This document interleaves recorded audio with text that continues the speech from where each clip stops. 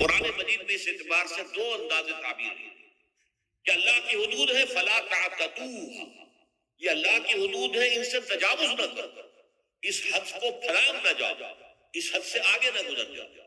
یہاں ہے تقربوها، اللہ تعالیٰ کی حدود کے قریب تک نہ جاؤ۔ اس کی وجہ ایک حدیث میں بیان کر دی گئی ہے کہ جیسے ہر بادشاہ کی ایک چراگاہ ہوتی ہے، وہ صرف شاہی جو بھی ہے جانور ہیں ان کے، یا گھوڑے ہیں یا کوئی اور ہیں، ان کے چرانے کے چرنے کے لیے ہے، وہاں پہ کوئی رعایت کا کوئی آدمی اپنی بھیڑ بکریاں وغیرہ نہیں لے جا سکتا۔ وہ حما کہلاتا تھا کہ یہ شاہ کے لیے مخصوص ہے، لکل ملک حما وحم اللہ محارمہ، اللہ بھی بادشاہ ہے کائنات کا، ارض و سما کا، اس نے بھی جن چیزوں کو حرام کر دیا ہے وہ حما ہے، اس میں داخل نہیں ہونا تمہیں۔ تو فرمایا کہ جو چرواہا اپنی بھیڑوں کو بالکل اس کی آخری حد تک لے جائے گا تو اندیشہ ہے کہ کوئی بھیڑ کوئی بکری چھلانگ لگائے اور اس چراگاہ میں داخل ہو جائے۔ اس لیے کیپ ایٹ اے ڈسٹینس، ایک فاصلے پر رہو۔ احتیاط کا تقاضا یہ ہے کہ اس آخری حد کے قریب نہ جاؤ، فلا تقربوها، اس کے قریب نہ جاؤ۔ ان حدود کی تو سختی کے ساتھ پابندی کرنی ہے۔ ان کے لیے یہ ہے کہ ان کو نہ صرف یہ کہ ان سے تجاوز نہیں کرنا، بلکہ ان سے ذرا کچھ فاصلے ہی پر اپنے آپ کو رکھنا ہے۔ کذالک یبین اللہ آیاتہ للناس، اسی طریقے سے اللہ تعالیٰ واضح کرتا ہے اپنی آیات کو لوگوں کے لیے، وَلَعَلَّهُمْ يَتَّقُونَ، اور تاکہ وہ پھر تقویٰ کریں، بچیں۔ جب احکام معلوم ہو گئے اب بچنا آسان ہے، جب احکام معلوم نہیں تو اندیشہ ہے کہ کہیں کسی حرام کے اندر جو ہے وہ ملوث ہو جائے۔ جیسے کہ ایک حدیث میں آتا ہے کہ الحلال بین والحرام بین وبینہما مشتبہات، حلال کیا ہے یہ بھی واضح ہے، حرام کیا ہے یہ بھی واضح ہے، البتہ ان دونوں کے مابین کچھ چیزیں ہوتی ہیں متشابہات، پتہ نہیں حلال ہے کہ حرام ہے، تو تم بچو، ان چیزوں سے بھی بچو، اس لیے کہ اس کے اندر حرام ہونے کا اندیشہ ہے نا، لہذا ان سے بھی بچو۔ جو صریحاً حلال ہے اسی پر اکتفا کرو، جن کے بارے میں تعین نہیں ہو پا رہا ہے کہ وہ حلال ہے، البتہ یہ بھی ثابت نہیں ہو رہا کہ وہ حرام ہے، تو ان سے بچ، یہ تقویٰ کا تقاضا ہے۔ اگرچہ قانونی اعتبار سے یہ کہا جائے گا کہ وہ مباح، جس شے کی حرمت کا ثبوت ہمیں کتاب اللہ اور سنت رسول سے نہ ملے وہ مباح ہے، لیکن یہ ہے کہ تقویٰ کا تقاضا یہ ہے، قانون کا تقاضا یہ کہ مباح کو آپ اختیار کریں گے تو آپ پر گرفت نہیں ہوگی، اس لیے کہ اس کی حرمت ثابت نہیں ہے، لیکن تقویٰ کا تقاضا یہ ہے کہ آپ صرف اس شے پر اکتفا کریں کہ جس کے حلال ہونے کے لیے ثبوت اور دلیل موجود۔ تو یہ ہے کہ تلک حدود اللہ فلا تقربوها کذالک یبین اللہ لکم للناس آیاتہ للناس لعلہم یتقون۔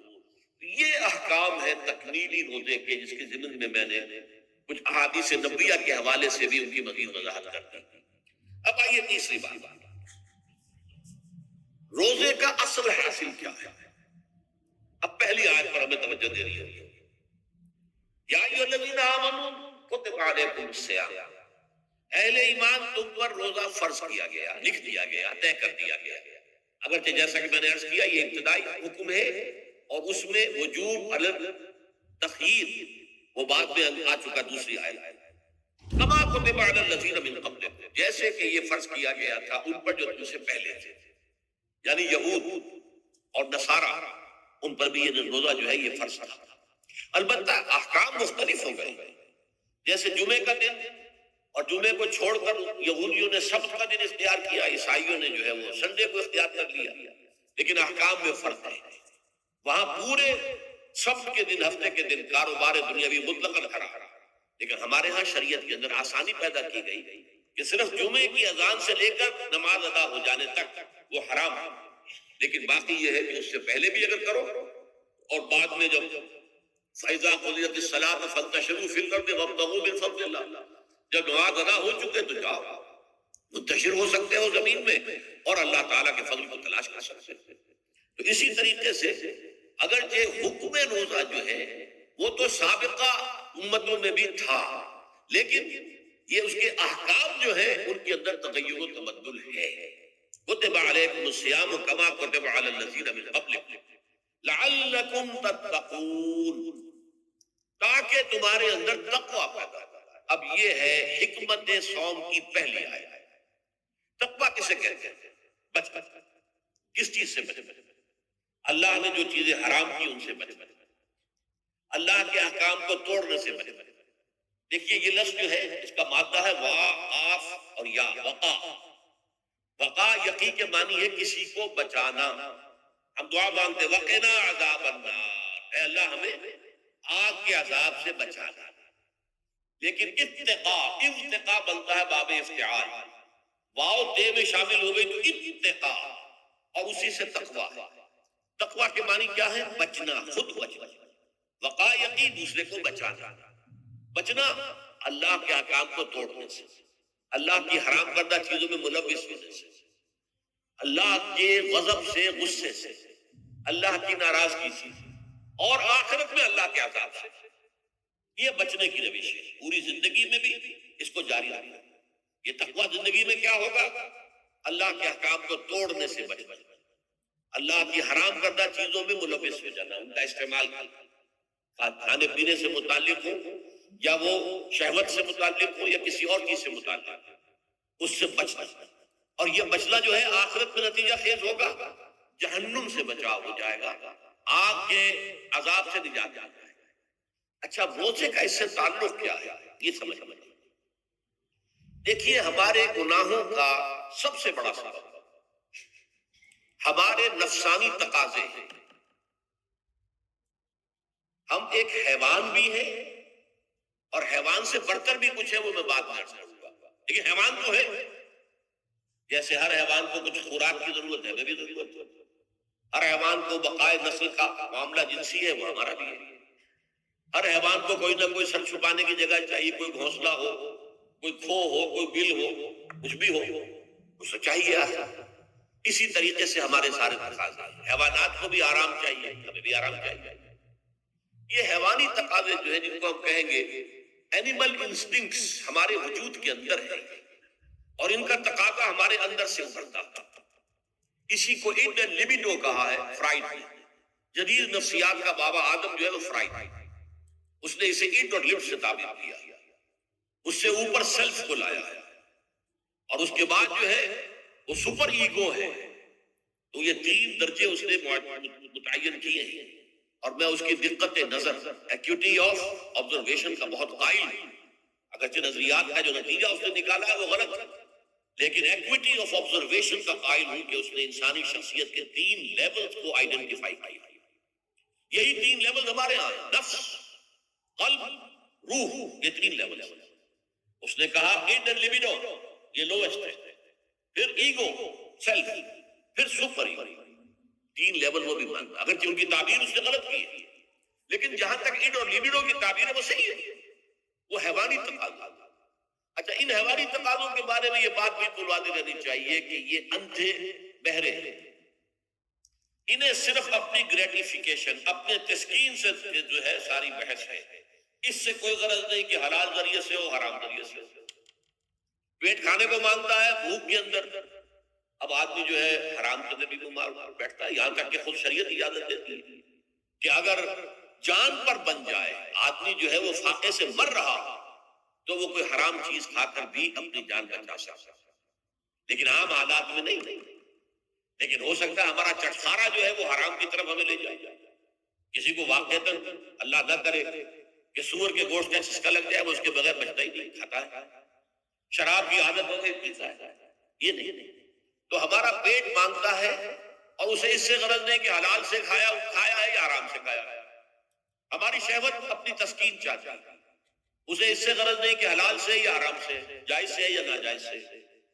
اسی طریقے سے ہمارے تمام تقاضے جو حیوانی ہیں، ایک تو یہ کہ بہت زوردار ہے، اور چونکہ وہ اندھے بہرے ہیں لہذا جو قرآن میں کہا کہ ان النفس لامارۃ بالسوء، یہ نفس تو بدی کا حکم دیتا ہی ہے۔ یہ گویا کہ اس کے اندر رجحان جو ہے انہیرنٹ ہے کہ وہ بدی کی طرف انسان کو ترغیب دلاتا ہے، چاہے وہ اپنی ضروریات سے متعلق ہو، چاہے چٹخاروں سے متعلق ہو، چاہے جو بھی لذت اسے درکار ہے اس سے متعلق ہو، چاہے وہ جنسی لذت ہے اور چاہے وہ طعام کی، یعنی جسے ہم کہتے ہیں کہ انسان جو ہے وہ اپنے پیٹ اور فرج کا غلام کرتا رہ جائے، اس لیے کہ جو تقاضا بھی آیا ہے وہ پورا کرنا۔ یہ جو کیفیت انسان کی ہے، اس کے لیے ایک مشق جو ہے وہ روزہ فراہم کرتا ہے۔ روزے کے آپ نے 12 13 14 گھنٹے کا بھی روزہ ہوتا ہے، بعض جگہوں پر 16 17 گھنٹے کا روزہ ہوتا ہے۔ اس عرصے میں آپ اپنے نفس کو حلال چیزوں سے بھی روکے رکھ رہے ہیں۔ اس منہ گھوڑے کو، منہ زور گھوڑے کو جو ہے آپ اس کی لگام کس کر رکھتے ہیں کہ حلال بھی نہیں کھانے دے رہے۔ بھوک لگی ہو یا کھانا بہترین موجود ہے، نہیں کھا سکتے، اللہ کا حکم نہیں ہے، اللہ کی اجازت نہیں۔ شدید پیاس ہے، بہترین مشروبات فریج میں رکھی ہوئی ہے، نہیں کھا سکتے، نہیں پی سکتے، جائز نہیں، حالانکہ حلال ہے، حرام نہیں ہے۔ بیوی موجود ہے، یا جیسے کہ لونڈیوں کا معاملہ ہوتا تھا، لونڈی موجود ہے، لیکن نہیں، آپ اپنی شہوت جو ہے وہ اس سے پوری نہیں کر سکتے۔ یہ پابندیاں نفس کے اوپر لگانا، یہ ایک مشق، یہ ایک ریاضت ہے۔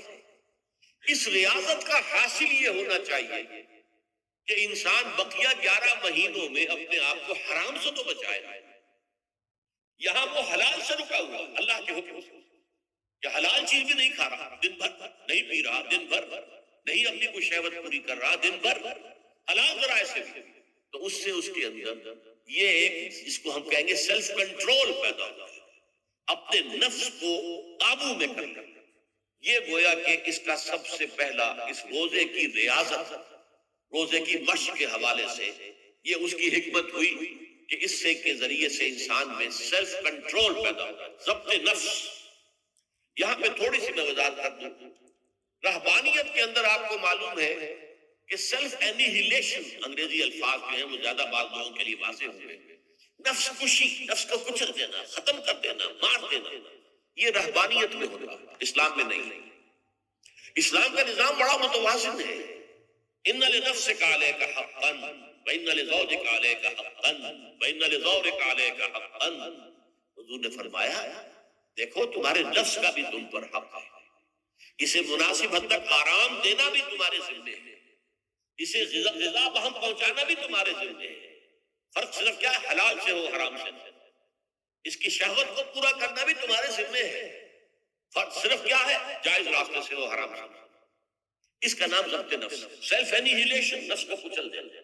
یہ جو تپسیاں جو ہیں ہندو سادھو کرتے رہے ہیں، اور جو سب سے زیادہ معاملہ جو ہے وہ جو راہب ہوتے تھے حضرت مسیح علیہ السلام کے پیروکاروں میں، انہوں نے تاریخ کے اندر جو مثالیں دی ہیں اس کا جو ہے اندازہ کرنا مشکل ہو جاتا ہے کہ کس درجے وہ لوگ اپنے نفس کو کچلتے تھے، جس کا قرآن مجید میں سورہ حدید میں ذکر بھی ہے۔ اکثر لوگ تو پابندی نہیں کر سکتے تھے، اپنے اوپر پابندیاں لگانے کے بعد غلط راستوں پر بھی چل پڑتے تھے، لیکن جو لوگ ان پابندیوں کو نبھاتے تھے وہ کس انتہا تک جاتے تھے۔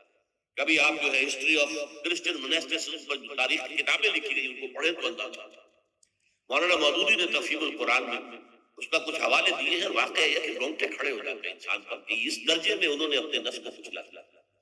ہمارے صوفیہ کے ہاں بھی بعض ایسی روایات صحیح ہے یا غلط ہے بیان کی جاتی ہے، لیکن اسلام کا اصل معاملہ کیا ہے، توازن، اعتدال۔